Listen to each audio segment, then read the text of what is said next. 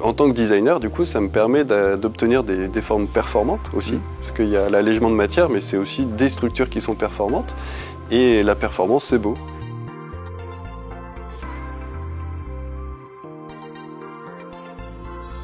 Bonjour Fabien, j'espère que vous allez bien. Est-ce que vous pourriez commencer par vous présenter? Bonjour Daniel, alors je m'appelle Fabien Chancel, je suis designer et j'ai découvert les outils de la simulation assez récemment. Quelles sont les solutions logicielles que vous utilisez pour faire modélisation et simulation? Alors en tant que designer, je cherchais en tout cas à mieux définir en tout cas et répondre à des cahiers des charges qui étaient assez complexes dans le milieu de l'innovation. Et donc je faisais du CATIA pour la modélisation. Et ensuite, je me suis intéressé en tout cas à d'autres outils que j'ai découverts à travers la simulation pour de la mécanique, pour la mécanique des fluides, pour du thermique. Et cet outil, c'est donc Simulia. D'accord, donc vous utilisez à la fois CATIA et Simulia. Est-ce que la partie optimisation topologique, on appelle ça Generative Design dans CATIA, c'est quelque chose que vous avez, que vous utilisez et qui vous intéresse? Alors c'est l'une de mes utilisations préférées. D'accord. Pourquoi? Parce que quand on veut répondre à des contraintes mécaniques, on a tout de suite en tout cas une réponse juste donnée par la simulation. Et c'est la simulation, en termes de méthode de travail, c'est ce que je mets en premier lieu dans les premières démarches, c'est-à-dire pour vraiment dimensionner, savoir où on se situe, en tout cas par rapport à des solutions auxquelles on souhaite répondre. Et la modélisation, finalement, est revenue après. CATIA, par sa robustesse, la modélisation en deuxième, quand on veut que ça devienne un objet réel. Alors, c'est quoi les avantages d'avoir une solution qui unifie la modélisation et la simulation? Alors, les avantages, en tout cas, pour moi, ils sont nombreux.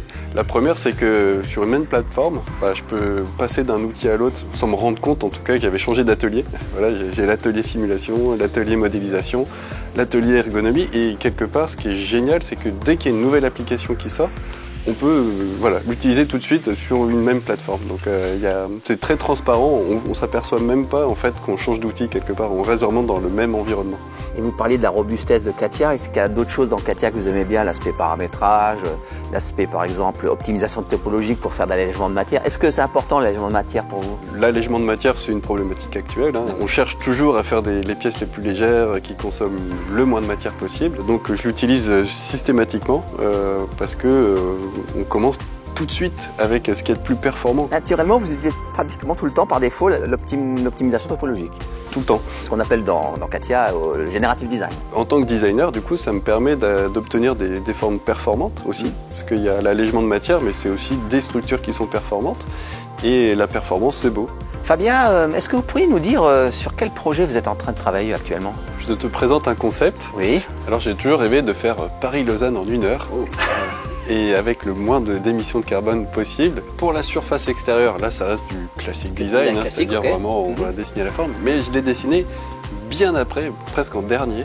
J'ai conçu un châssis, on va récupérer des vraies tailles de roues, et à partir de là on peut commencer à concevoir, alors pour le coup un nouveau châssis qui serait lui aussi plutôt léger, après avoir conçu un châssis, après avoir positionné des humains dessus, avec la meilleure ergonomie possible. Et à partir de là, je vais faire de la simulation, donc du generative design, l'optimisation topologique, pour être précis.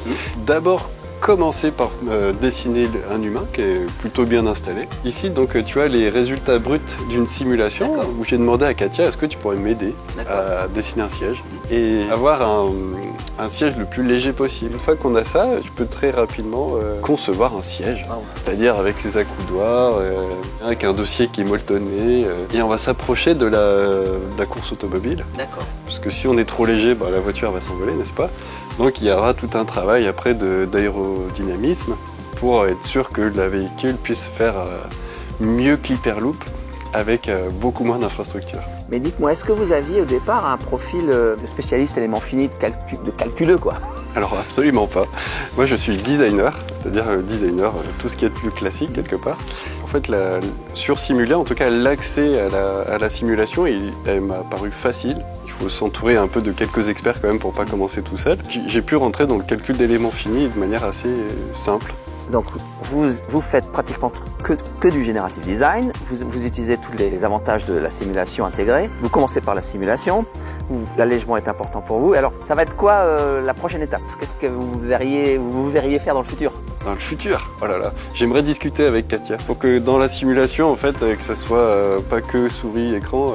Moi, j'aimerais beaucoup discuter avec mon simulateur pour poser les questions et d'avoir tout de suite un peu des premiers résultats, des premières briques, mieux gérer mon environnement aussi de stockage de données. J'aimerais que ça soit plus un dialogue oral avec Katia. Alors, comme les Anglais disent, stay tuned. Je ne peux pas vous en dire trop maintenant, mais sachez que ça va arriver bientôt. En tout cas, merci beaucoup Fabien. C'était un plaisir d'être avec vous ces quelques minutes. Oui. Bonne journée et à la prochaine. Et continuez à utiliser Katia Simulia, ce qu'on appelle nous le mode sim.